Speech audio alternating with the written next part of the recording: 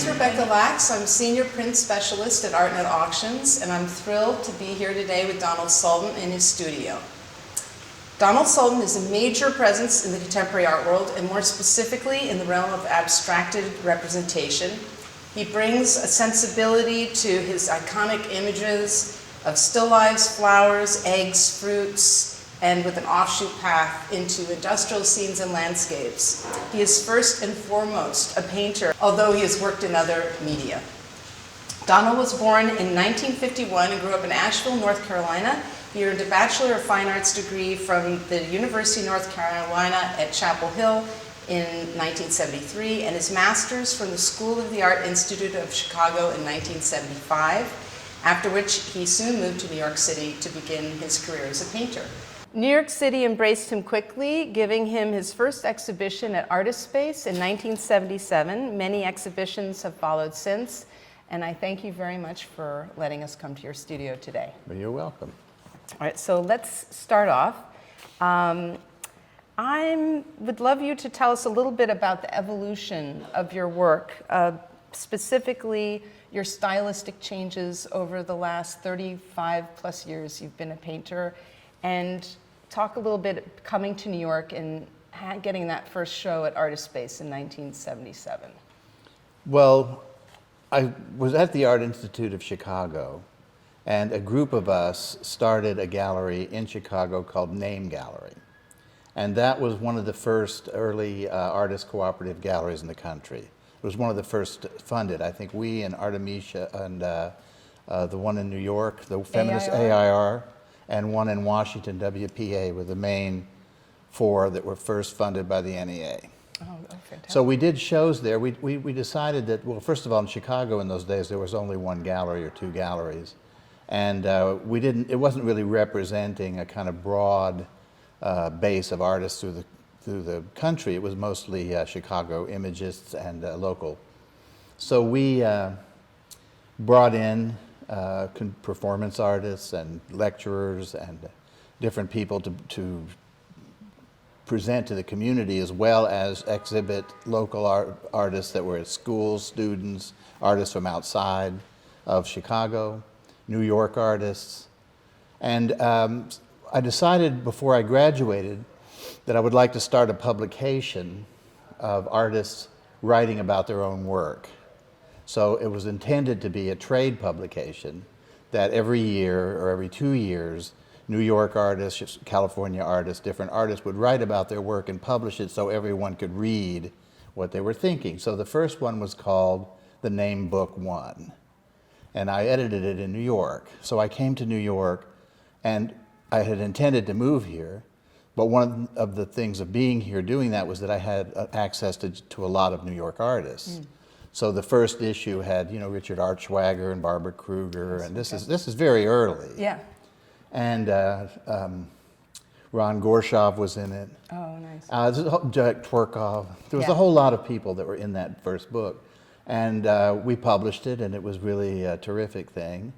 And then afterwards, the people back in Chicago started squabbling who was going to do the next one, and it sort of disintegrated, and there was never another issue. Was it more concentrated on New York City artists at the time? It sounded like... Well, Ellen Lanyon was in it, yeah. And it was mostly people living in New York. Well, in that 1975, there wasn't a big push for finding artists all over the country. New York was really the center, and it was smaller art world. And the Whitney biennials in those days were curated by their own curators. They had faith that their own curators could do it rather than hiring outside. And they didn't scan out all over the country looking for whatever, this and that. So the catalogs were small, and it was a very, important exhibition at that time. And it was a mixture of new art and older artists who had shown or done something terrific. So those biennials were filled with a nice mix of important, already recognized artists and younger artists. Yeah. So that first book was really people who were living and working in New York. Mm-hmm. In those days, that was really a kind of a bold thing to do, to move to New York anyway, because everybody was scared they were going to be killed and mugged and all this kind of stuff. Anyway, so... And they were right, no. No, they weren't right, unless they went to Brooklyn. Yeah. But anyway, No, they weren't right, and it was very vibrant and it was very exciting, and so I got jobs working renovating lofts, and one of the people I worked with after that was Richard Archschwager doing his lofts. Oh, wow. And I submitted work to what they had, the New York State Council of the Arts grants, which were called the CAPS grants, and I didn't get the grant. But I had given my slides to Artist Space when I first got here, and nothing happened and nothing happened. And I went to Artist Space just to get my slides back, because I thought, well, there's no point in keeping them there. And Helene Weiner was there, and she said, oh, we've been looking for you. We want to give you a show. We saw your things at the CAPS grant. Oh. So that was my first show. It was at Artist Space. I got a CAPS grant later on. And those little bits of money allowed me to work just in my own studio and full time. And then from then on, I never really had to go back and take another job again. So that's what happened in New York. That's how it happened. Yeah. And the first show at Artist Space, what were the paintings like? What were you? Well, since I was doing renovation and I really didn't have very much money, I was using materials from the renovation to make art, and I found linoleum tile could give me a sort of a sense of weight and flatness that I wanted from paintings, and also have a kind of furniture aspect to it. So I took some home from a construction, and I started cutting them on the stove because I made them very soft. And that's what I started doing. And then as I continue to do, I work with the same materials and the same color systems, more or less, and I just keep extending the language. Yeah. So flipping it over, cutting it down, making it different, using the paint differently, hard edge, soft edge, always in a kind of making and theatrical way. So that's really how those paintings have developed. They've gone from kind of factories to smokestacks, to flowers, to landscapes, to things that are within the space I'm working, like smoke, things that are outside the space I'm working, like street lights. So that's all the sort of language that I use. Yeah. There's something really incredible about this work in terms of, for me, the underpinnings of it and where you're coming from, the industrial materials that you're using. They're all square in format, so Donald builds his substrate. The foundation of his paintings is very structural. And I just saying, this is the beginning. When you're in New York in the 70s, you're working construction, you're pulling in linoleum, and these are tiles that are put on top of wood that are building that are essentially the canvas for Donald. That's not canvas, you're not working on canvas. Well, I think of it as canvas. Yeah, yeah. And then, but it's an incredible surface that sort of resonates in the work, and I like the structure of it is a grid, and you're constantly working in this square format. And maybe talk a little bit about how that influences the compositions on top. I mean, is that... Well, the first paintings that we know of were done on stone walls. Mm-hmm. Then they moved to wood panels. Canvas doesn't show up for thousands of years, and it's actually a fairly poor substitute because it's flexible, whereas paint is not flexible. So they tend to crack, they tend to have structural problems. The canvas can rot. I mean, there's a lot of problems with canvas, as there is with anything. Stone walls can have moisture. Everything you paint on has its own quality. So what I started doing using industrial materials, I came originally from a theatrical background. That's right. So I had done set design and built sets and had built lofts, and I decided that I would just take the flooring material and I would rip up the floor and put it on the wall. And that's precedence from the installation works that were done in the early PS1 shows from Alan Serrett, and site-specific works. Mm-hmm. And people who cut holes, Gordon Matta Clark, who cut holes in the floor through it. And so I just took the floor and put it on the wall. And originally I had it flat against the wall, but I wanted to emphasize that it was painting. So I used stretcher bars that you buy in a hardware store. I use gas pipes to reveal that. And I use plywood and materials to make the surface so that you can see behind the painting and see the architecture of the building, and you see the wall, and it's made with the material from the floor. So it's an architectural dialogue as well. Then the imagery is laid over on the top, so you have the problems the paradox of structure and the fragility of meaning, and they compete. Well, so that's really what that was about, how I did that. Yeah. And I let the edges flow. It's a process, so I included process in it, and I included architecture. I included Art de Povera's view of simple materials, and turned it into what I'm doing now. Can you talk a little bit about the various categories of your work in the evolution? We can break them up into three. That's artificial paintings, which come a little later, and then natural, and in the industrial scenes. So I started doing, I did the lemons. The lemons came out of these use of charcoal from tulip drawings I'd made that referenced Art Nouveau, and also the grittiness of soot, the disruptiveness and powderiness of charcoal. And then I just eliminated the stems, and I compressed it into the lemon. So I had this very industrial, compressed black hole, which I thought of as socks in the eye. And while I did that, I started thinking, well, I want to introduce still life, but how do you introduce still life back into the language of painting today, which was 1980? So I used linoleum tile, the 1 foot square, and I did that as a kind of a reaction against large paintings. I felt that a large painting was what people were doing, and I thought you could be just as powerful with a little painting.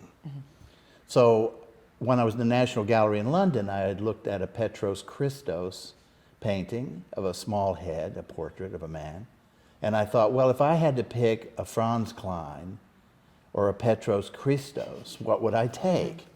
And it became a complicated question for me. So I realized that the scale of the painting was not what made a painting important. So I started making these little still lives out of linoleum and rubber and so on and so forth. And then I thought, well, I should make some big ones. But how do you make a big still life so it doesn't look corny? So I started thinking of it in terms of weight and volume. And then I reinserted those black lemons into those still lives, those big still lives. So as I started doing that, I thought, well, now I've got the still life and the landscape, and let's introduce flower painting. And I went back to look at Manet's, I went back to look at Redon, at Fantin-Latour, at Van Gogh, at the Impressionists, at the Post-Impressionists, and started examining how to bring that into the modern world. So when I first started doing that, people were saying, well, these are just decorative, or why would you do flower paintings? But I insisted on doing it, and pretty soon every painter in the world was doing still lifes and flower paintings, because at some point, if you're going to use imagery, you have to use imagery that you have. If you're going to make up imagery, you become a surrealist, which I had no interest in. That's a dreamy psychological problem, which I didn't want to get into. So those were the three themes that I began to explore and still do explore. And the artificial of that is really using imagery of games, of buttons, of dominoes, of other forms of still life, playing cards.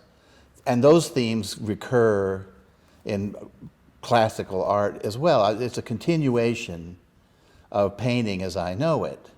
Now, when you get into the digitalization of art, it's something that everybody's interested in now, but it's not something that satisfies me personally. Because I like the feeling of having things, you know. I mean, I think of electronic art as a little bit like a sleeping pill. Because you're not involved in it. It's like a print. Physicality. I like the physicality of working, but I don't see anything wrong with it. It's just not. So no video art for you. No, not really. Video. I'd like to talk a little bit about a project Donald did for a hotel in Budapest. Can you explain to our viewers about that project and your experience? I was approached by a man named John Reed, who had a company called Park Plaza, and he had the idea through a German dealer in Berlin to do a series of art hotels that he would invite one artist to do the whole hotel. And he asked if I would do Chicago, and I said, of course, I'd love to do Chicago. So weeks passed, and then he called me up and said, well, would you do Budapest? Because apparently whoever he had in mind for Budapest fell through. So I said, I'll do that if it doesn't jeopardize Chicago. And he said, no, you could do Chicago too. So I said, okay. So I flew to Budapest, and the hotel had already started. It was supposed to originally be just for kind of low-cost travelers, international travelers. But he wanted it to be something else. So I walked into a situation that was already going. And he explained to me that now that I was there, that since everybody was sort of in disarray, that he told this whole group of people that I was now in charge of the whole project, how it would look. So I thought, well, so anyway. It was a surprise. I figured out what I needed to do. I changed the furniture, I changed the bathrooms, I changed the general layout. I picked the colors of the lobbies, and then we set about, he was buying the works to go in the hotel, which were thousands of prints and hundreds of things, and paintings, drawings, carpets, dishes, all of that. So I worked on that for maybe a little over a year on just the designs. I had Ken Tyler, we did a suite of prints for them. I used the playing card edition I'd done with Bob Feldman. That's right, because there were 54 of those and there were 28 dominoes, so we could rotate. And so I filled the hotel with it. It became the Donald Sultan Art Hotel in Budapest. And it's really spectacular. Yeah. And it's, do they rotate, or does everything stay where you placed it? It stays where I placed it. Oh, it's great. So it's sort of like a museum to myself, which I can't complain about. Although I don't go to Budapest very often. It's a unique opportunity. Yeah. It's a unique opportunity that no contemporary artist has really achieved something like that that's outside of a museum situation. I'd also like to talk about your recent show. We're over in Europe, so let's talk about your recent show in Paris. Yeah, I did one in Paris and in Zurich. Oh, the wonderful. Paris show started in October. The Zurich one started in January. And so I was going back and forth. But they're contemporary. There's new work, and I'm very happy. I have an apartment I've had for 20 years in Paris, and it's nice to have a dealer again. I had one for many years, and she unfortunately passed away, and I wanted to have representation again. These two women at Piece Unique who are just terrific. So it's nice to have representation there, and I've had this gallery in Zurich for a long time, and they're just terrific. So it was fun to do, and the works are new. They're all new. You have a really nice video on your own website, and I like to always ask artists, what would you tell a younger person starting out today in the art world, a painter, kind of as a mentoring conversation with them? What would you tell a younger artist? Well, first of all, I would tell them it's not a career, it's a calling. Second of all, I'd tell them that they have to make work that they would make if they were by themselves and no one ever saw it. And don't pay attention to the market, and don't get caught up in these things, because the worst thing that can happen to a young artist is to get into the situation, get into the scene now, if you're not ready for that, because that's just chew you up. And the demands are, first of all, don't try to fill up the gallery. So these galleries are so big, and the pressure is so great on a younger person that hasn't really formed the idea that they don't have to do all that. It's just, you have to be careful, but you have to be comfortable with your own work. So I always use the cabin in the woods idea, that you paint like you live all by yourself in a cabin. And nothing can harm you if you do that, and you stay true to yourself. That's very my good advice. But nobody's going to listen to that, of course, but take it for what it's worth. I'd also like you to speak on a little bit about who inspires you art historically. And one of the paintings that I find incredibly beautiful that you did, I think in the 80s, was the harbor painting based on Manet's painting of the Boulogne Harbor. Boulogne Harbor.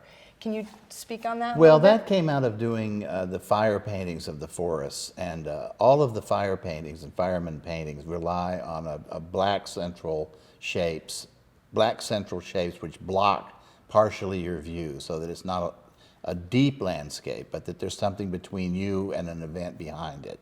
So it started with cypress trees, it went to firemen, then it went to the mast sails of Manet. I had used Manet for the lemon, actually, was the artist I looked at from one of his still lives, and also some of the flowers in vases.